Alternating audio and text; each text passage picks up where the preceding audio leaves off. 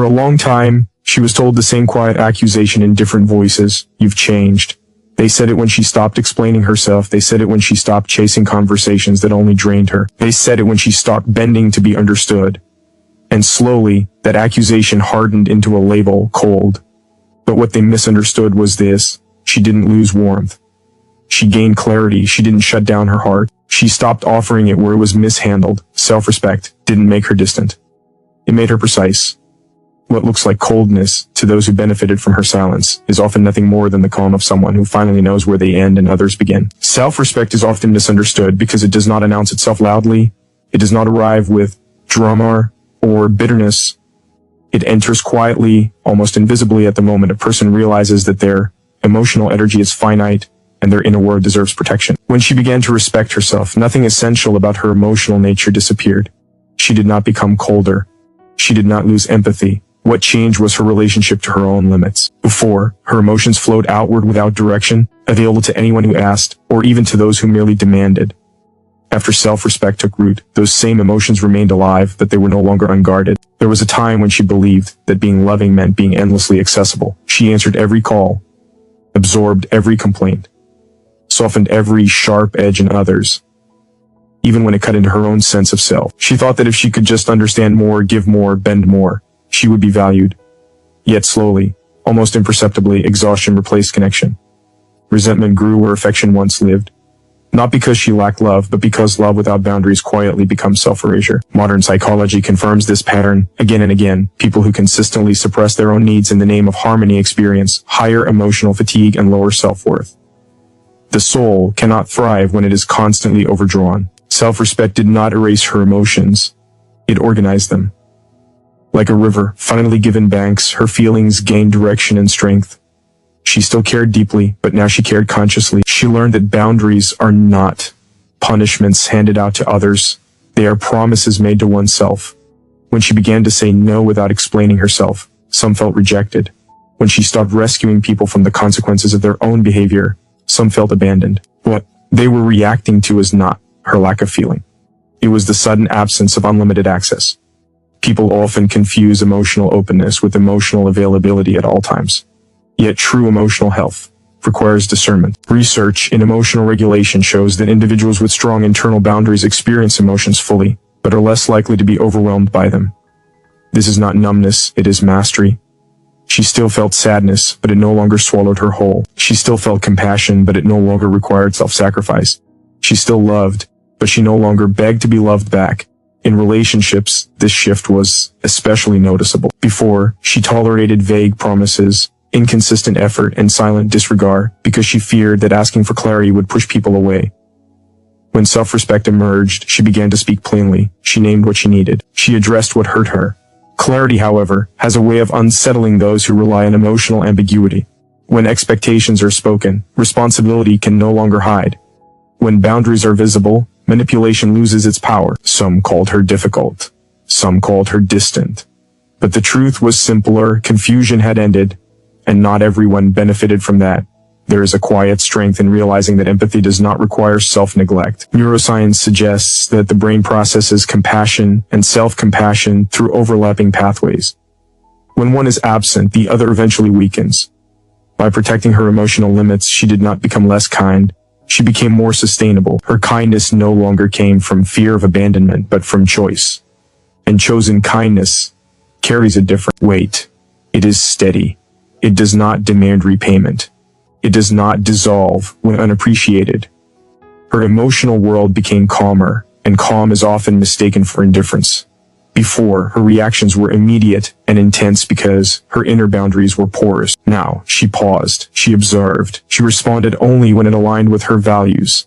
This calm unsettled those accustomed to emotional volatility. But emotional maturity is not the absence of feeling. It is the ability to hold feeling without being controlled by it. Studies on emotional intelligence consistently show that individuals who regulate emotions effectively experience deeper, more stable relationships. Calm does not mean she cares less. It means she trusts herself more. Perhaps the most misunderstood part of self-respect is this: it does not change who deserves love, but it changes who has access to it. She did not withdraw from the world. She refined her circle. She learned that not everyone who desires her presence deserves her emotional labor. This realization did not harden her heart, it freed it. She could finally offer warmth without depletion, connection without anxiety, love without fear. What looks like emotional distance from the outside is often emotional alignment on the inside. When she stopped overextending, she reclaimed parts of herself that had been scattered in the effort to be everything for everyone. Self-respect gave her the courage to remain emotionally alive without remaining ally exposed. And in that balance, she found something rare and powerful, clarity that does not wound, boundaries that do not punish, and emotions that are no longer sacrificed to prove her worth. Clarity often arrives quietly, but its impact is anything but subtle. It enters the psyche like a sunbeam of light in a room long accustomed to shadows. For those who have lived comfortably within emotional ambiguity, this light can feel unbearable. When she became clear, she did not become cruel. She did not sharpen her words to wound. She simply began to see, and seeing changed everything. Confusion had once served as a kind of shelter, a place where intentions could remain undefined and responsibilities endlessly postponed. When clarity appeared, that shelter collapsed. For a long time, she existed in a landscape of mixed signals and unspoken expectations. Promises were implied but never named.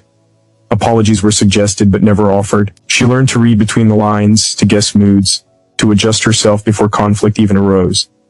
At first, this felt like emotional intelligence, like sensitivity. But slowly, it revealed itself as something else, self-doubt disguised as understanding. Psychological research on ambiguous relationships shows that uncertainty increases anxiety and erodes self-trust, even when individuals believe they are being patient or accommodating. Confusion demands constant interpretation, and interpretation drains the mind. When she finally spoke with clarity, it was not dramatic. It was simple. She named what she needed. She described what hurt her. She asked for consistency instead of potential.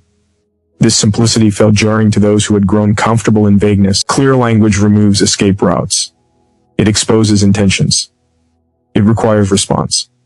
For someone who benefited from not having to explain themselves, clarity can feel like an attack.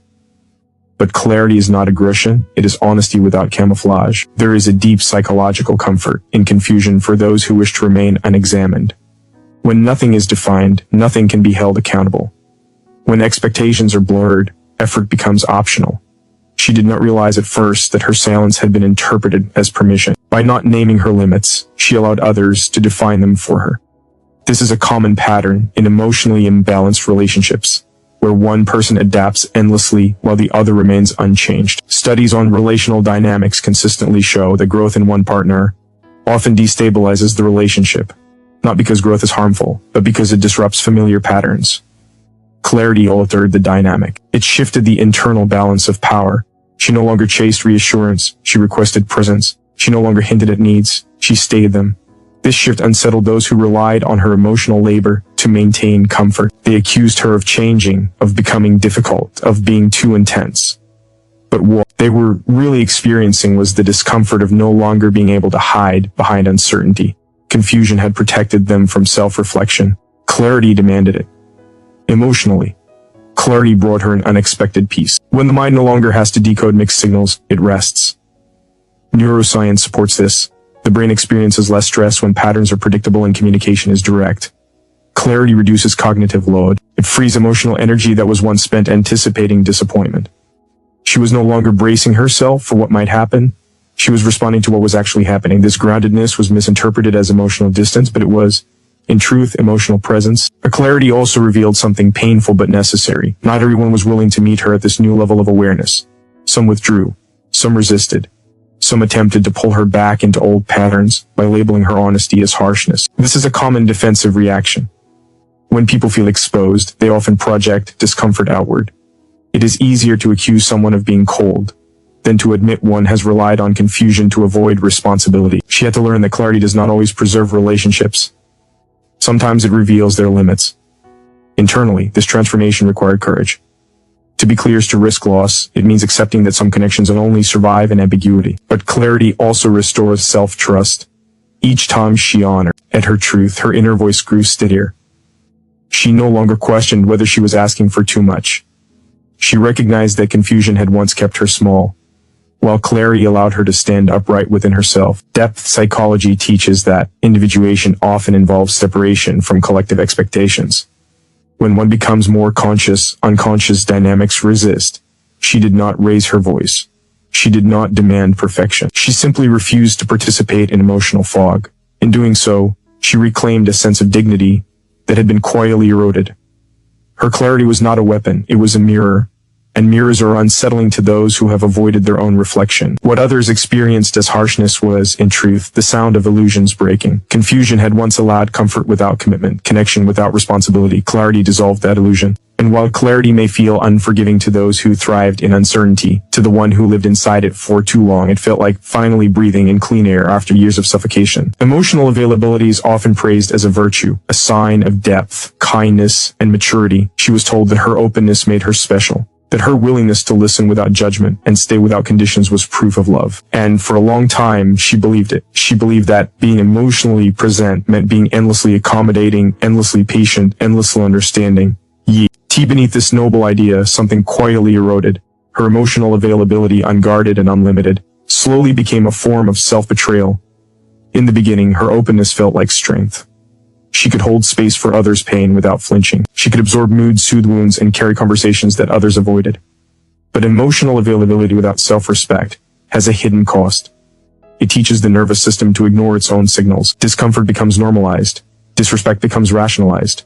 She learned to override her instincts in the name of compassion. Psychology recognizes this pattern clearly. When empathy is not balanced with self-regard, it often leads to burnout, resentment, and emotional depletion. The mind may justify the sacrifice, but the body keeps the score. She stayed present in moments when she should have stepped back. She explained herself repeatedly to those who were not listening. She accepted inconsistent affection because it arrived wrapped in moments of intensity.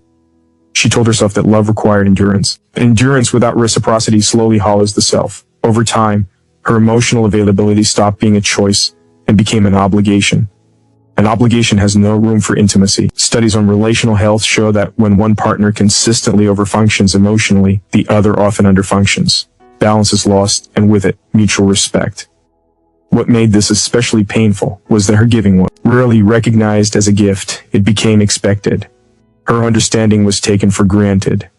Her forgiveness was assumed to be endless. When she finally felt the weight of this imbalance, the realization was unsettling. She had been betraying herself to preserve connections that were slowly erasing her. Self-betrayal rarely feels dramatic. It feels like quiet exhaustion, like a constant second-guessing of one's own needs, like the slow fading of joy. Emotionally, she began to feel fragmented. Parts of her wanted to speak, to protest, to withdraw. Other parts feared that doing so would make her unlovable. This inner conflict is well documented in depth psychology, where the repression of authentic needs often results in anxiety or numbness. Her emotional availability had turned inward, forcing her to betray her own truth. She was present for everyone else but absent from herself. The turning point came not from anger, but from fatigue. A kind of soul-deep tiredness that no amount of understanding could soothe. She realized that love that requires self-erasure is not love, but survival disguised as virtue.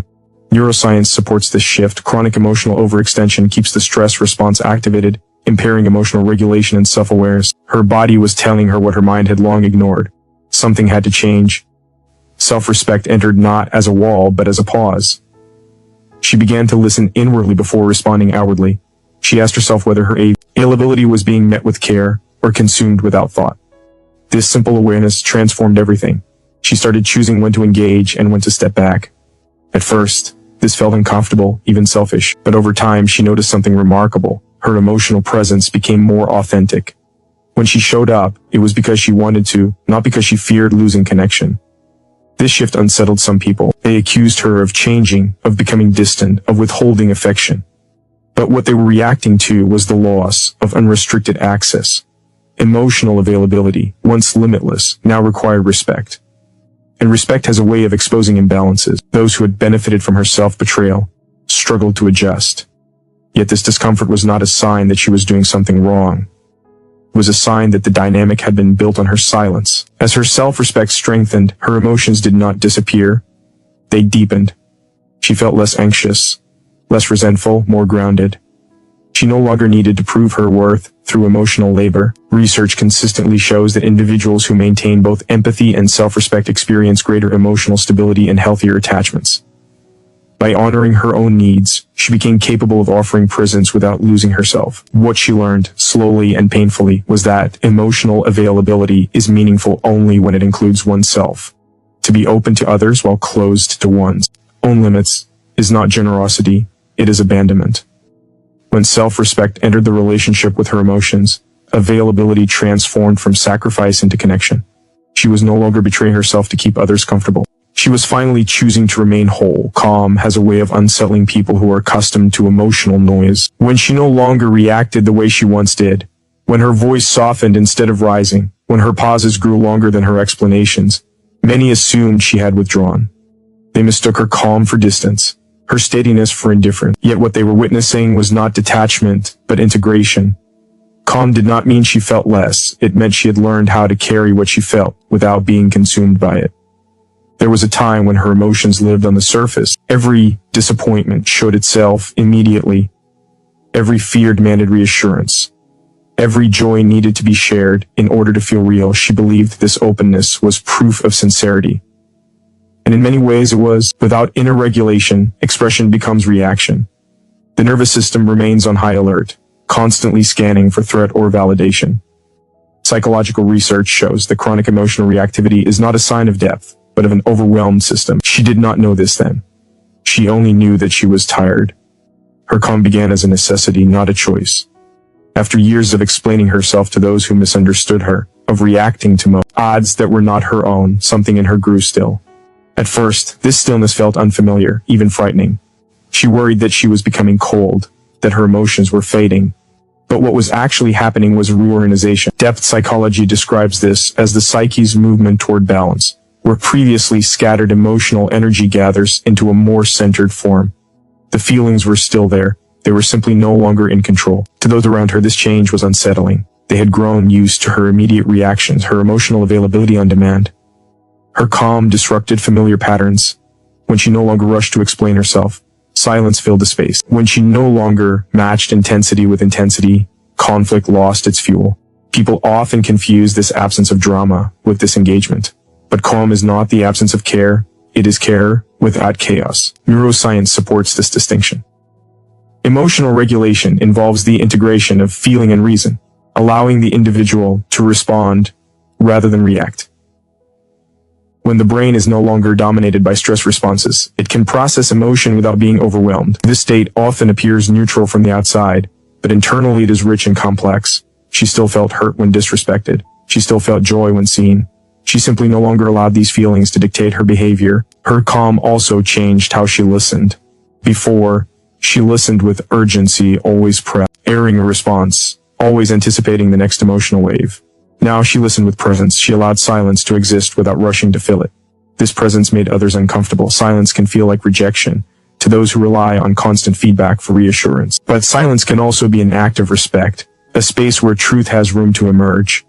She was no longer performing emotional closeness. She was embodying it.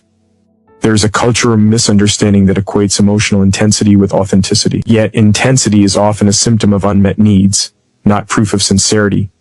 When she learned to meet her own emotional needs, her interactions softened. She no longer needed to convince anyone of her feelings. She trusted them. This trust was misread as detachment because it did not demand affirmation. But trust is not distant, it is grounded. Her calm also became a form of self-protection. She recognized that not every situation deserved her full emotional investment. This discernment did not come from apathy, but from respect for her inner world. Studies on emotional intelligence consistently show that individuals who choose where to invest emotional energy experience greater well-being and stronger relationships. By conserving her energy, she became more available where it truly mattered. To some, her calm felt like a loss. They missed the version of her that reacted quickly, that mirrored their emotions, that soothed them without pause. But what they missed was not her love, it was her emotional labor. Calm removed the automatic exchange. It required others to engage with her as an equal, not as an emotional caretaker. This shift exposed imbalances that had long gone unnoticed. Internally, her calm brought clarity. Without constant emotional turbulence, she could hear her own thoughts. She could sense when something felt wrong without needing external confirmation. This inner alignment is often mistaken for emotional withdrawal, but it is actually emotional presence directed inward. When one is no longer fragmented, one appears still, What others called detachment was, in truth, the quiet confidence of someone who no longer needed to prove how deeply they felt. Calm became her way of staying connected without losing herself. It allowed her to remain open without being porous, compassionate without being consumed, and in that balance, she discovered that the deepest emotions do not shout. They settle. Self-respect does not arrive as a transformation of identity, it arrives as a remembering. When she began to respect herself, she did not become someone new. She did not abandon her softness, her humor, her depth, or her capacity to love. What changed was far more subtle and far more powerful. She became selective. And selectiveness is often misinterpreted as distance by those who once moved freely through her inner world without awareness or care. For years, she believed that being kind meant being open to everyone. She confused accessibility with goodness and endurance with loyalty. Her emotional door remained unlocked, not because everyone deserved entry, but because she feared what might happen if she closed it. She worried that boundaries would make her unlovable, that saying no would make her selfish, that choosing herself would isolate her. This fear is deeply rooted in the human psyche, where belonging is often prioritized over authenticity. Yet psychology shows that chronic self-suppression in the name of acceptance leads not to connection, but to internal conflict and quiet resentment. When self-respect took root, it did not harden her heart, it refined her awareness. She began to notice how she felt after certain interactions. She recognized patterns she once ignored, conversations that drained her, relationships that demanded more than they gave, affection that appeared only when convenient. This awareness did not change her character, it clarified it. She was still generous, still attentive, still warm, but warmth without discernment had once cost her pieces of herself. Now, warmth was offered with intention. Those who had known her before felt the change immediately. They said she was different. They said she had boundaries now, as if boundaries were evidence of emotional decline. But boundaries do not erase personality, they protect it. They allow the self to remain intact. Research in relational psychology consistently finds that individuals with healthy boundaries maintain a stronger sense of identity and experience more stable relationships. By limiting access, she preserved the parts of herself that had once been overused. Her laughter did not disappear. It simply stopped appearing in rooms where it was not valued. Her empathy did not vanish. It stopped being available to those who exploited it. Her patience did not end. It found a place where it could be met with care. This distinction is difficult for some to accept, because it challenges a long-held assumption that if someone truly loves, they must give endlessly. But endless giving without reciprocity is not love. It is erosion. Self-respect taught her that access is a privilege, not a right. Not everyone who desires closeness is capable of handling it. This realization can feel uncomfortable, even cruel, to those who have benefited from unrestricted access. They remember a version of her that was always there, always accommodating, always forgiving. But what they remember is not her essence. It is her availability. When availability becomes conditional upon respect, those conditions feel like rejection to those who never questioned their entitlement. Internally, this shift brought a quiet relief. She no longer felt the need to explain her worth or justify her needs. She trusted her instincts. Neuroscience suggests that when individuals act in alignment with their values, stress responses decrease and emotional regulation improves. Her body confirmed what her mind was learning. Self-respect created safety. From that safety, her true personality could finally breathe. What remained unchanged was her capacity for connection. In fact, it deepened. With fewer people in her inner circle, intimacy grew stronger. Conversations became more honest. Laughter felt lighter. She no longer performed closeness to keep others comfortable. She allowed herself to be seen as she was, not as she was expected to be. This authenticity attracted those who could meet her without needing her to diminish herself. To some, her reduced accessibility felt like loss. They accused her of being guarded, of pulling away, of changing. But self-respect does not withdraw the self. It withdraws permission to be mishandled. It does not make a person colder, it makes them clearer about where their warmth belongs. She did not become selective out of arrogance, but out of self-knowledge. And self-knowledge is often misunderstood by those who have not yet faced their own patterns. What self-respect ultimately changed was not her identity, but her environment. The spaces she entered, the conversations she stayed in, the relationships she nurtured all began to reflect her values rather than her fears. She was still the same person at her core, but now that core was protected. And in that protection, she discovered a deeper freedom. The freedom to remain herself without being consumed by the expectations of others. If someone calls her cold, ask what they lost. If someone says she changed, ask whether she finally chose herself. Because when a woman chooses self-respect, she doesn't disappear. she comes into focus, and clarity, to those who lived comfortably in confusion, will always feel like distance.